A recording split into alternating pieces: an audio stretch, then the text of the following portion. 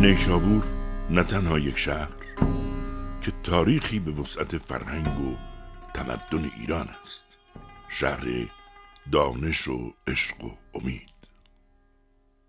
بر سر جاده ابریشم، شهری از کهن‌ترین شهرها که قدمتش را به دوره ساسانی و شاپور اول نسبت دادند، آمیزه‌ای از میراث‌های فرهنگی و با شکوه و طبیعت زیبا.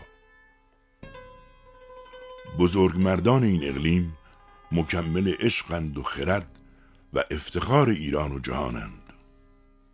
مردان بزرگی چون خیام، عطار، کمال الملک، امامزاده محروق و فضل ابن شازان که در حریم مقدس این شهر جای گرفتند.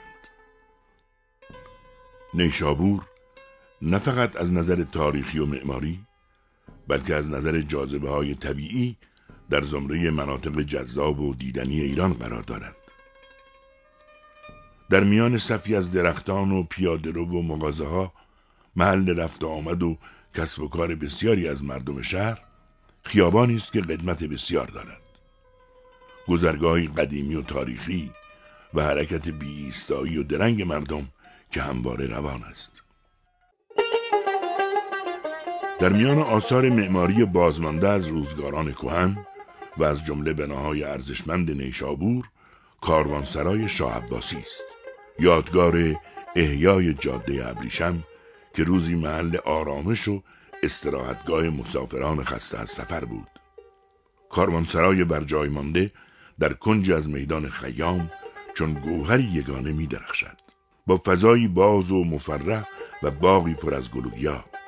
حیات این رباط قلب تپنده معماری دوران صفویه است، با بنایی که به زیبایی بر فرازش آجر چیدند و در هر ضلعش ایوانی دارد، ساده و استوار، دلگشا و آرام. از زمانهای بسیار دور فیروزه مظهر آبی آسمان و دریاست. لایتناهی بودن اقیانوس را به یاد می آورد و از عمق روح سخن می گوید. فیروزه نیشابور بهترین معدن فیروزه دنیاست. ادیب الممالک فراهانی سروده است: آن یکی یاقوت رخشان از بدخشان یافته و آن یکی فیروزه از کان نیشابور آورد. مدرسه خیام نمادی از علم و دانش با هویتی تاریخی است که یادآور مردمانی است پرورده فرهنگ و معنویت و ادب. آخر میدانی که از سمت شرق نیشابور به طرف جاده مشهد می رود میدان خیام است. مدرسه قدیمی خیام نیشابوری یادگار اواخر دوره قاجار در این میدان قرار دارد. ستونهای آجری نزدیک به آرامگاه عمر خیام، اثر معروف محمد قاسم اخویان، نماد امروزین دروازه‌های نیشابور است و در سال 1341 ساخته شده. در میان این میله‌های 6 متری 4 کتیبه وجود دارد که هر کدام نمادی هستند از باغ خیام که در روزگاران قدیم گلها و گیاهان بسیاری را در خود جای داده است. نیشابور، ای خورشید جاودان، بر جان و تنم بتاب که من از پرتو مهر تو این گونه زنده‌ام. مردی در شبستان قرن 5، هوشیار و تنها، فریادش از جان برمیخیزد و به دیوارهای نیشابور میخورد و بازتاب آن گوش جهان را به نوایی نو فرا میخواند. یک چند به کودکی به استاد شدی، یک چند به استادی خود شاد شدی. پایان سخن شنو که ما را چه رسید، از خاک در آمدیم و برباد شدیم. در باغی چون بهشت پا می‌گذاری تا آینه روح و جانت را صفا ببخشی، در کنار آرامگاه داننده رازهای عمر و پردازنده لحظه‌های خوب و خوش زیستن، در پناه این گلشن پر رمز و راز و در سکوت آرامگاه خیام مجالی خوش دست می‌دهد تا با گزینگویه‌های خیام غبار از دل خسته بشویی و گوهر خفته درون را بیدار کنی. آرامگاه این فیلسوف و ریاضیدان بزرگ یکی از زیباترین آرامگاه‌های جهان در جنوب شرقی شهر نیشابور روبروی امامزاده محمد محروق و امامزاده ابراهیم قرار دارد. یکی از برجسته ترین مکانهای زیارتی و دیدنی نیشابور بقعه امامزاده محروق و ابراهیم در باغی مصفا و همجوار با خیام است. محمد ابن محروق از نوادگان امام موسی بن جعفر علیه السلام می باشد.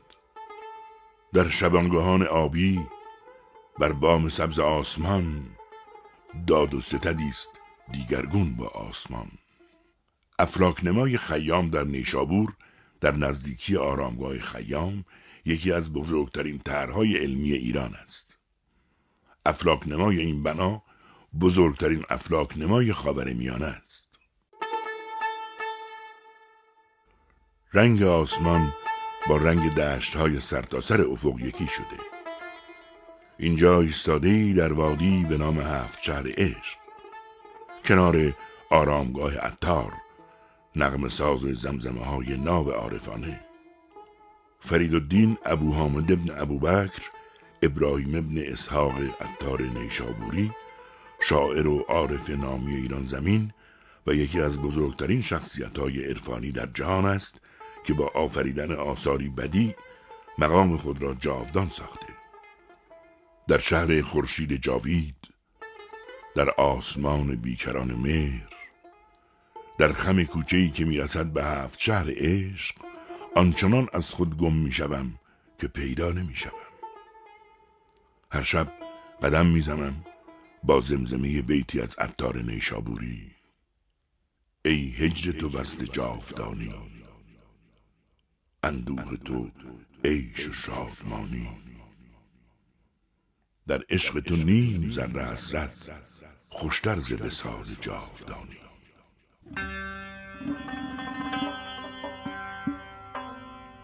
غرق نور می شود آسمان شهر با ستاره هایی که شعله می کشد نام نیشابور را به افتخار، به سربلندی ستاره پرفروغی به نام محمد غفاری که در زلال نگاه هنرمندانش صدها بهار عشق رویده است. محمد غفاری معروف به کمال الملک از مفاخر هنر نقاشی ایران امروز فرزند میرزا بزرگ کاشانی است. وی در سال 1264 هجری قمری در قریه کاشان متولد شد و به سال 1359 هجری قمری در نیشابور بدرود حیات گفت. مقبره کمال الملک در باغ شیخ عطار نیشابوری قرار گرفته. به عنوان زیارتگاه فرهنگ دوستان و عاشقان هنر ایرانی هر ساله مشتاقان بسیاری را به سوی خود جلب می‌کند. محبته شادیاخ در فاصله حدود 3 کیلومتری شهر نیشابور نمادی از گسترش جان در گستره جهان است. ابتدا شادیاخ تا اوایل قرن 3 هجری باغی بود واقع در مغرب شهر کهن و خارج از آن قرار داشت. در سال 205 هجری که عبدالله ابن طاهر شهر نیشابور را به پایتختی برگزید، بنا به درخواست اهالی سپاهیان خود را از درون شهر به باغ انتقال داد و عمارتی برای خود در آنجا ساخت. پس از آن شادیاخ دارالحکومه و دارالاماره بود. در این مجموعه فضاهایی وجود داشته که کاربری بسیار طولانی داشتند. وجود پایه‌های افتاده با تزیینات آجری و سنگ فرش‌های وسیع، استقرار ستون‌های چوبی، آجرهای افتاده از ستون‌های آجری و قطعات کاشی دایره‌ای شکل جهت تسریع دیوارها، حکایت از وجود ابنیه دیرپا با شکوه و زیبا و اشرافی دارد. همه قبیله من عالمان دین بودند. فضل ابن شازان دانشمند بلند آوازه شیعه و شاگرد 4 امام معصوم علیهم السلام بود. نزد پدرش شازان که یکی از فقهای بزرگ عصر خود بود کسب علم نمود. مقبره عالم جلیل القدر فضل ابن شازان در یک فرسنگی جنوب شرقی نیشابور در روستایی به همین نام، روستای فضل، قرار دارد.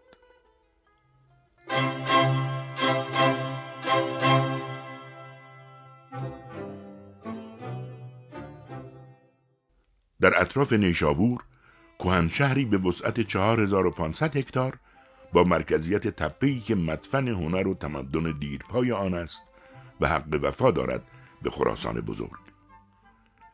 این تپه را در لفظ عوام با نامهای آلبرسلان و ترباباد و از نظر باستانی به کهندژ یاد می کنند.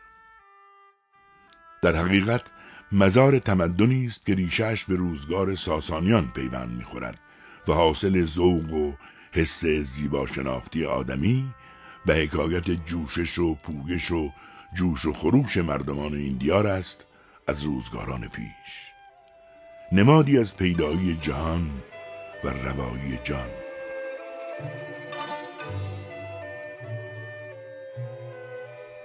گنبد آجری بزرگ مهرآباد یکی از 2 بنای قدیمی است که در جنوب شهر نیشابور در مسیر جاده کاشمر و در نزدیکی روستای شادمهرک و در همسایگی گورستانی محلی که آن را مزار مهرآوا یا مهروا یا مزار شهمیر یا چمیر خوانده‌اند جای گرفته است.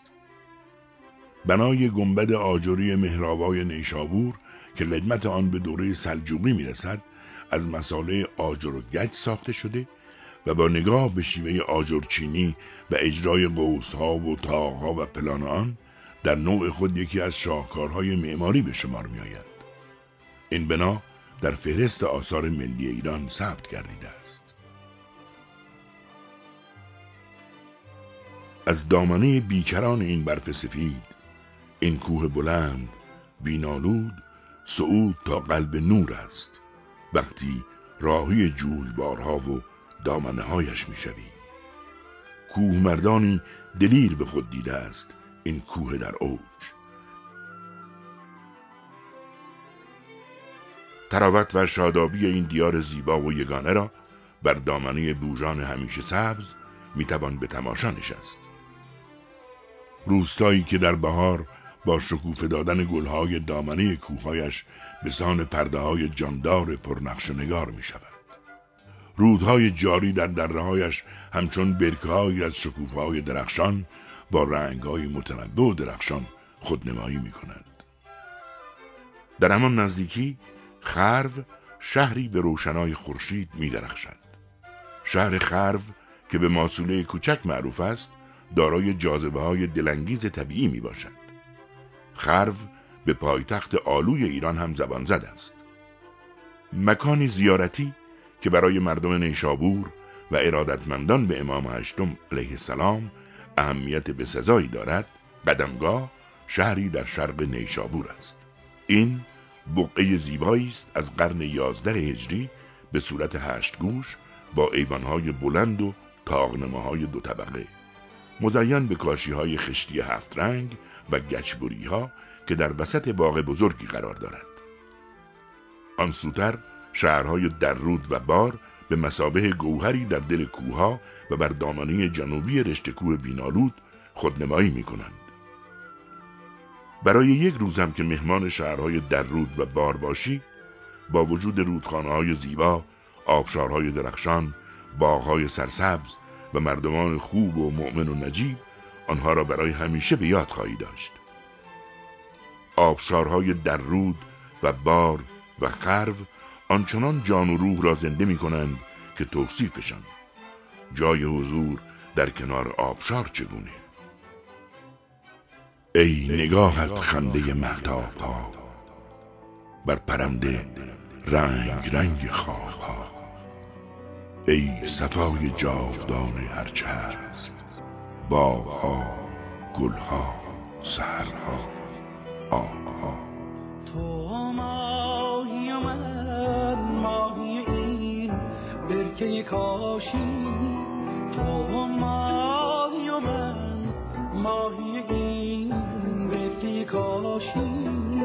اندوه بزرگی زمانی که نباشی، اندوه بزرگی زمانی که نباشی. نفس پاک تو و صبح نشابور، از چشم تو و چشم تو و حجره فیروز تراشی.